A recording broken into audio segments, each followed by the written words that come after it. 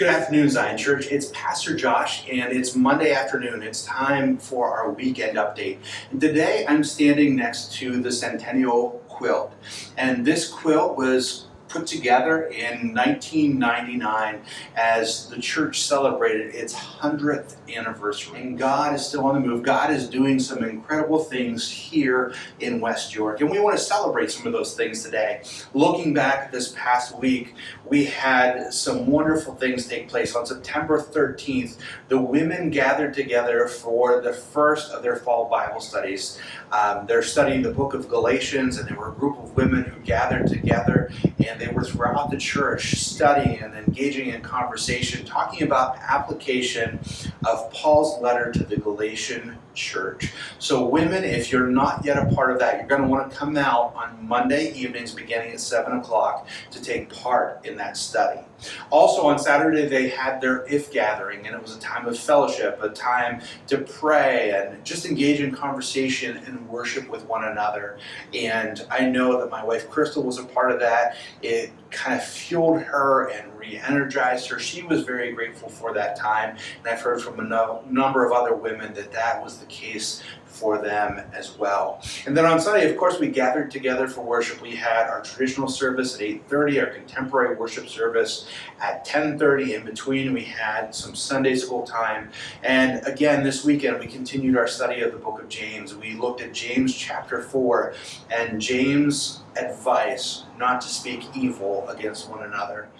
And we talked about how we as followers of Christ need to be careful about the things that we say, the things that we share on social media, that as followers of Jesus Christ, we need to be judicious in those words that we convey, but also in those ideas that we continue to share in hopes of getting follows and likes and all those sorts of things. So if you weren't here with us for worship, you're going to want to tune in. You can click the links above. There's one for the traditional service, one for the contemporary service.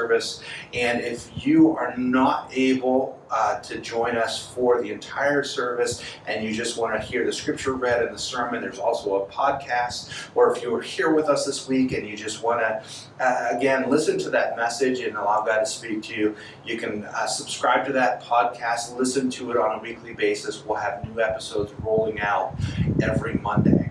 But looking ahead to this week, we're again excited for what God is doing. The women are meeting together again for Bible study this evening. They're continuing that study of the book of Galatians, and we look forward to how Paul's letter to the Galatian church continues to speak to our present circumstance here today. On Sunday, we're going to continue our study of the book of James. We're going to be in the 5th chapter, so we're going to be wrapping things up. Again, we'd love to have you come and join us. 8:30, you can join us for our traditional service in the main sanctuary. 10:30, you can join us downstairs for our contemporary worship service in the Christian Life Center. And in between, we're offering Sunday school. And we have Sunday school classes for all ages. We have things for our children. We have a Sunday school class for our youth. We have a new Sunday school class for our 20 and 30-somethings for our young adults. And that just launched this past weekend. It was great to see the energy and excitement associated with that class. And then, of course, we have numerous classes for adults. So come out, be a part of what God is doing. But some other exciting news regarding this weekend. We have been praying and we have been trying to discern God's leading and guidance as it relates to a new youth director.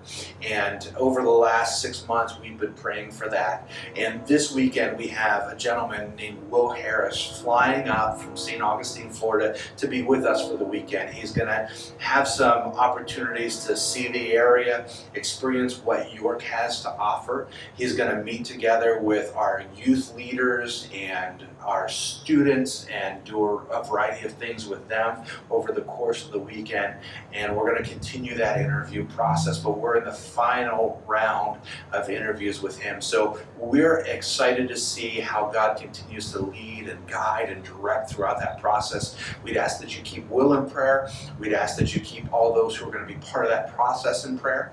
But if you see Will around our worship spaces on Sunday morning, in service at 8:30 and service at 10:30, leading the youth Sunday school class, leading Cross Life on Sunday evening, wherever you see him, be sure to welcome him. Let him know that you're glad that he's here and that you're praying for him.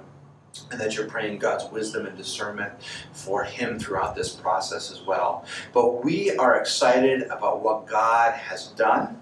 I mean, more than 100 years of God's moving and directing here in West York. Lives have been changed and transformed, and that continues to happen now, well over 100 years later. And we're excited for this next chapter and what God has in store.